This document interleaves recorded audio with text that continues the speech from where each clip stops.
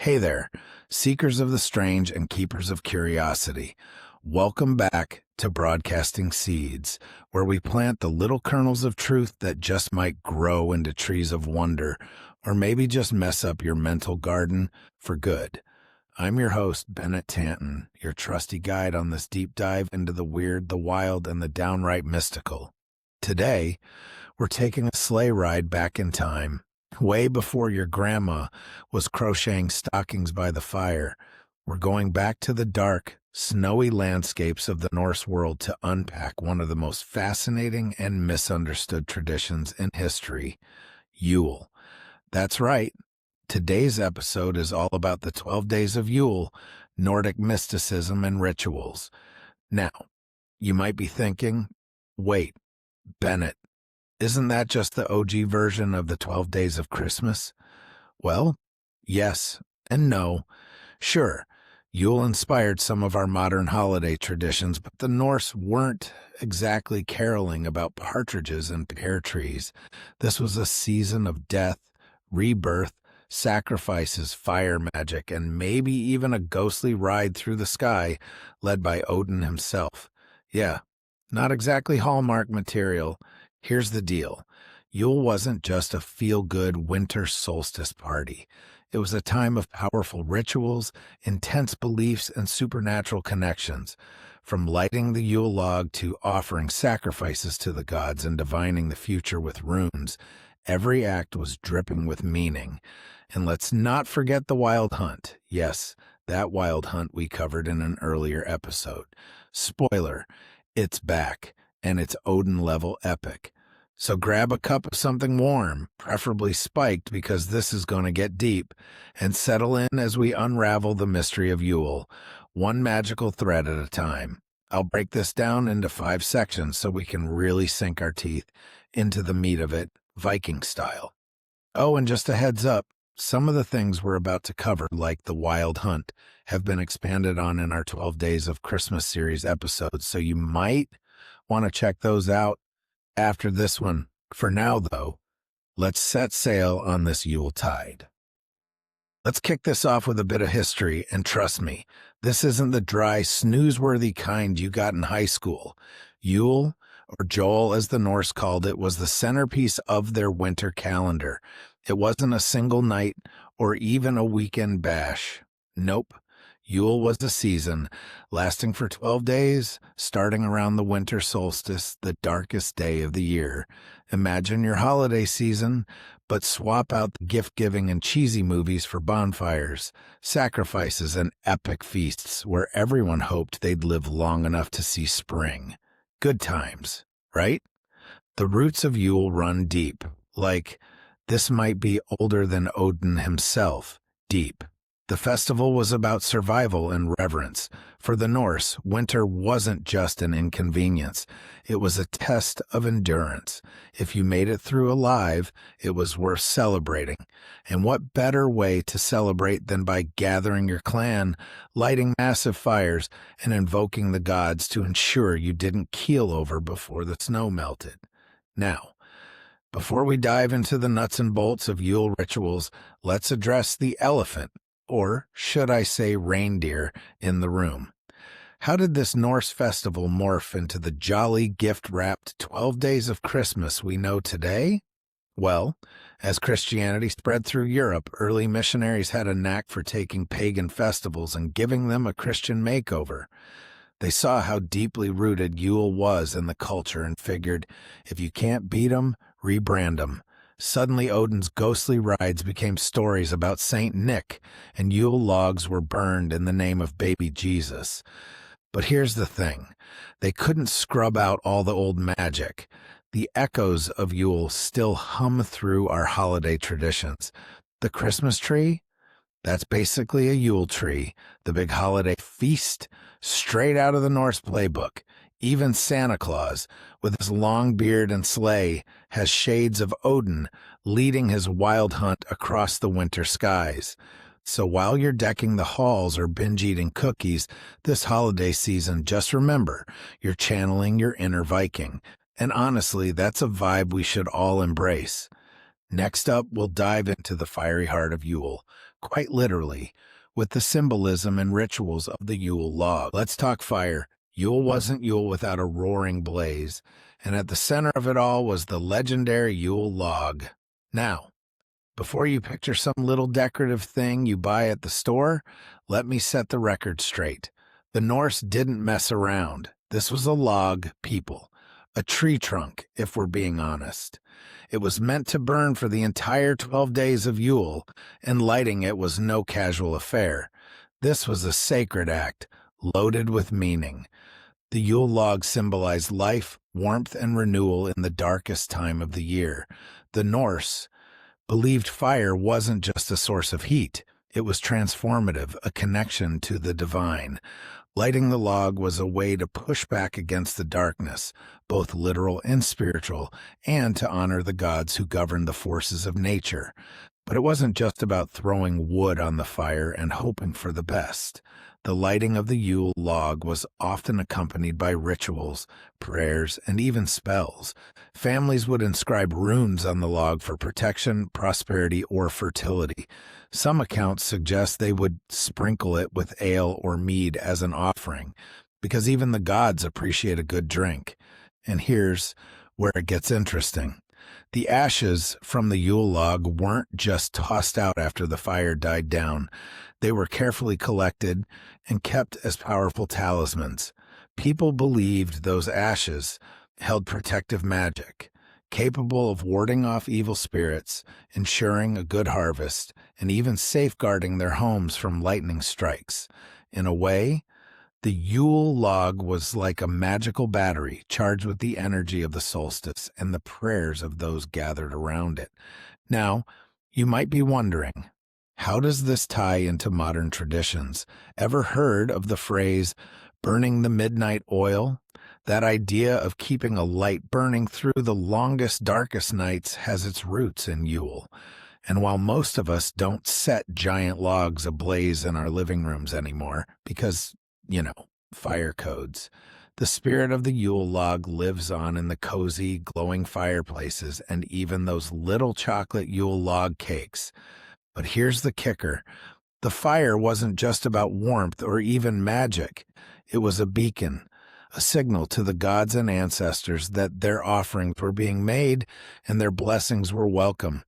It was also a reminder to the community that even in the darkest times, the light could and would return. Speaking of offerings, that brings us to the next layer of Yule tradition, sacrifices and feasts.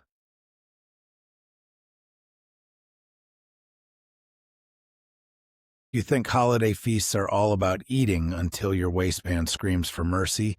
The Norse would like a word.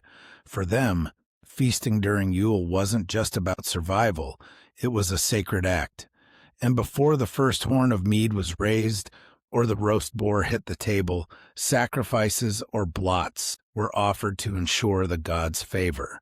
Let's dig into the deliciously dark side of Yule celebrations. In Norse culture, sacrifices were deeply symbolic. These weren't random acts of bloodshed. They were offerings meant to honor the gods, spirits, and ancestors. Animals like goats, pigs, and cattle were commonly sacrificed, their blood collected and used to bless altars, tools, and even the participants themselves. Yeah, you could say things got a little messy, but in a holy way. The idea was simple. Give something valuable to show gratitude and secure the gods' protection through the brutal winter months. And then came the feast. Nothing went to waste. Meat from the sacrificed animals was cooked and shared by the community. This wasn't just a meal. It was a way to unite everyone under the same purpose, survival and renewal. Imagine sitting around a long wooden table in a smoky hall, the air thick with the smell of roasting meat, firelight flickering against carved beams, and voices raised in songs and toasts to Odin, Thor, and Freyr. That's the heart of Yule. But it wasn't just the gods who got offerings. Ancestors played a big role too. The Norse believed that the spirits of their forebears lingered, watching over their descendants. Yule was a time to honor these spirits by setting aside a portion of the meal for them. This might be as simple as leaving a bit of meat or bread on the hearth, but the meaning was profound, a reminder that the past and present were connected, and that those who came before still held a place at the table. Now let's talk about the feast itself. Boar was a big deal during Yule, often roasted and served as the centerpiece of the meal. This ties back to the god Freyr, who was associated with fertility, prosperity, and, oddly enough, a magical golden bristled boar named Gulenbursti. Toasts were made to the gods, ancestors, and even the king or chieftain, with everyone drinking deeply from horns of mead or ale. Side note, if you didn't toast, you were basically asking for bad luck. The Norse didn't do half measures when it came to their rituals, and just when you think they'd call it a night, the feasting often turned into storytelling sessions. This was when tales of gods, heroes, and supernatural events were shared. These stories weren't just entertainment. They were lessons, history, and a way to pass on the values of the culture. So next time you're swapping stories around a holiday dinner table, remember you're keeping a tradition alive that's as old as the sagas. But Yule wasn't just about eating, drinking, and honoring the gods. It was also a time for peering into the unknown, for divination and magic. Ready to explore the mystical side of Yule? Norses didn't just light fires and toast the gods during Yule. They leaned heavily into the mystical side of things. Yule wasn't just a party, it was a time when the veil between worlds thinned, making it the perfect season for magic and divination. If you've ever wished you could peek into the future or wield ancient symbols of power, this is your segment. Runes played a huge role during Yule. These weren't just cool-looking letters carved into stone or wood. They were sacred symbols tied to the gods, particularly Odin. According to myth, Odin hung himself from Yggdrasil, the world tree, for 9 days and nights to unlock the secrets of the runes. Talk about commitment. Each rune held a specific meaning and power, and during Yule, people used them for guidance and protection. Divination rituals often involved casting runes or carving them into objects like Yule logs, candles, or even food. The symbols could reveal everything, from the fate of the coming year to which crops would thrive in the spring. It wasn't just about reading the future, though. It was about aligning oneself with the will of the gods and the forces of nature.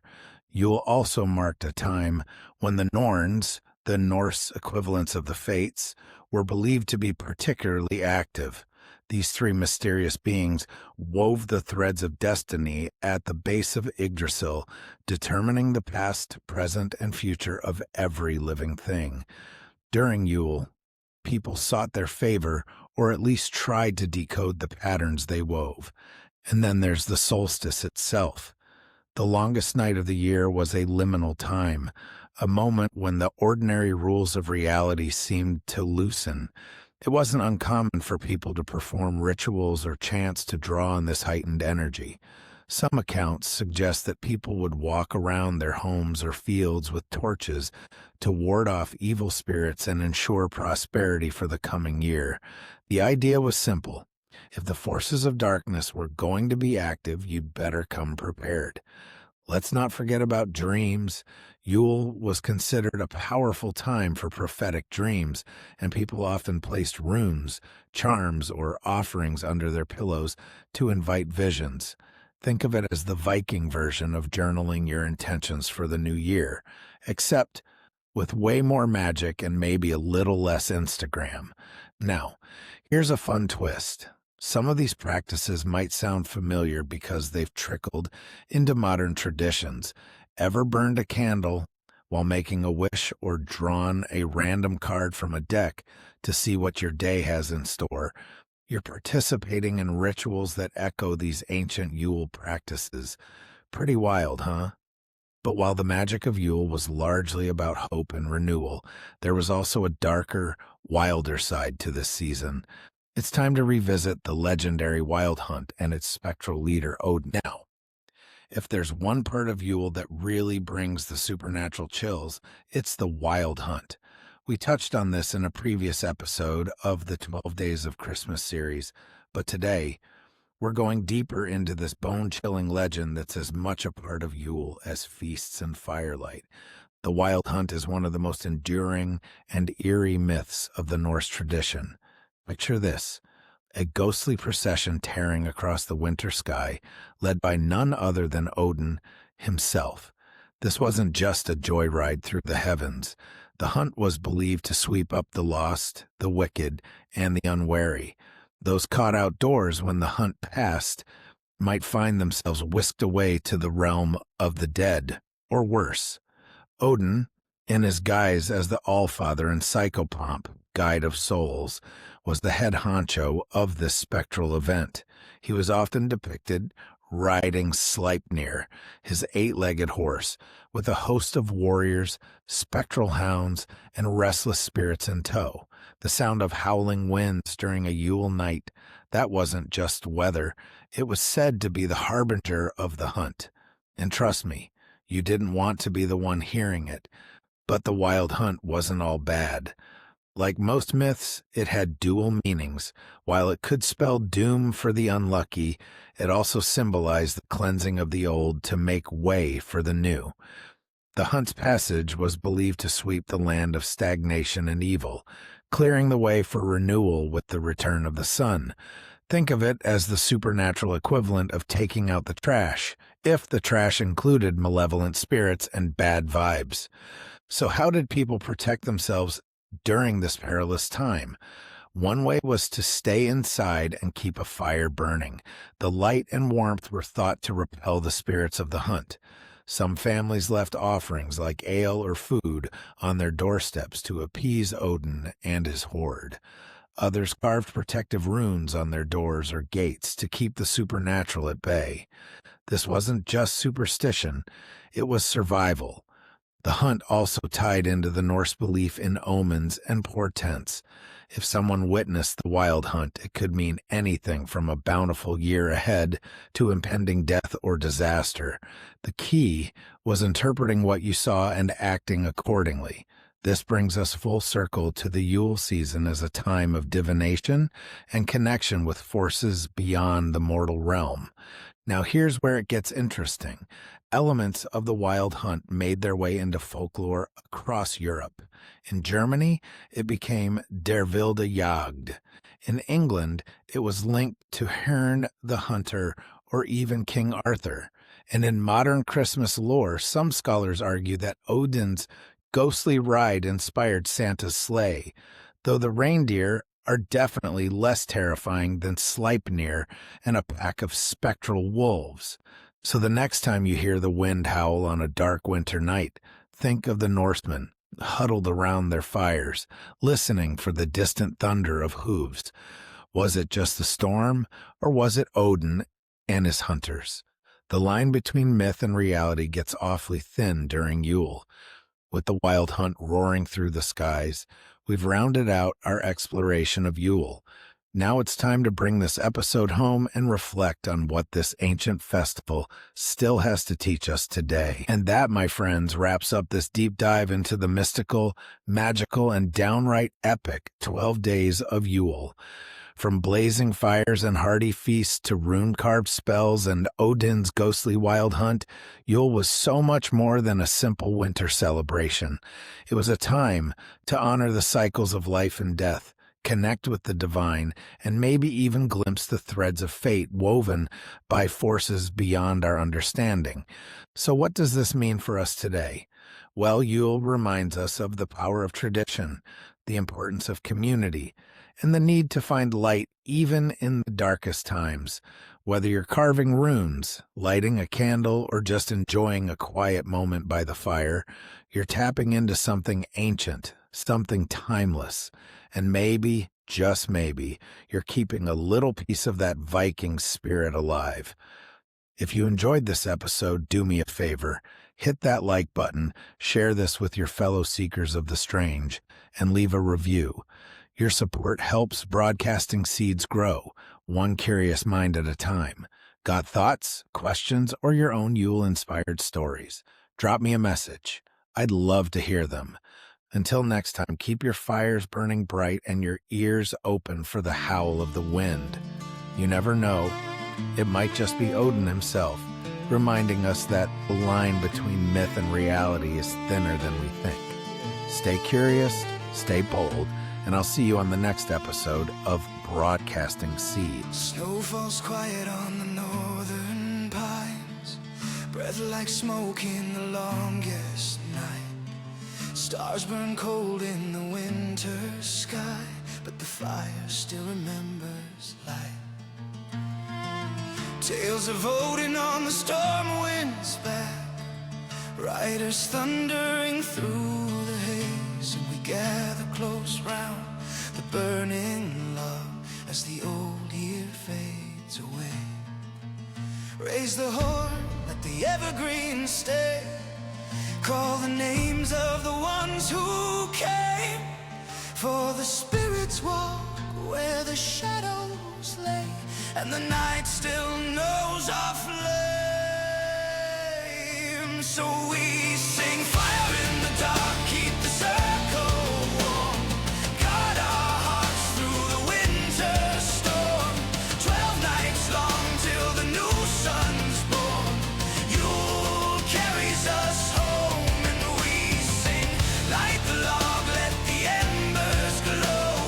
Ancient rooms in the falling snow, what we keep in love we never outgrow. Yule carries us home. Feast laid out on the oaken board, bread and meat and a whispered prayer. Every laugh is a sacred vow, every story a song we share. And the runes fall soft on the tablecloth, like the wind knows every name, while the wild hunt rides through the iron sky, cleansing all with winter rain. We don't fear what the darkness hides, for the past and the living meet. When the veil grows thin on a frozen night, and the fire sings beneath our feet. So we sing fire in the dark, keep the circle warm, guard our hearts through the winter storm. 12 nights long till the new sun's born. Yule carries us home, and we sing, light the log, let the embers glow. Ancient rooms in the falling snow, what we keep in love we never outgrow. Yule carries us home.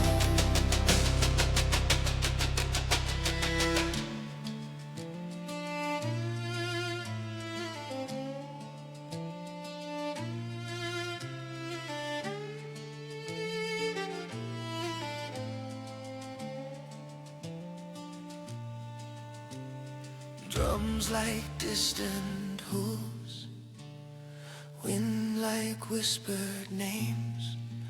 Every life a single spark in the old eternal flame. Bless the heart, bless the home, bless the paths of those we've known. In the depth of winter's throne, we are never alone.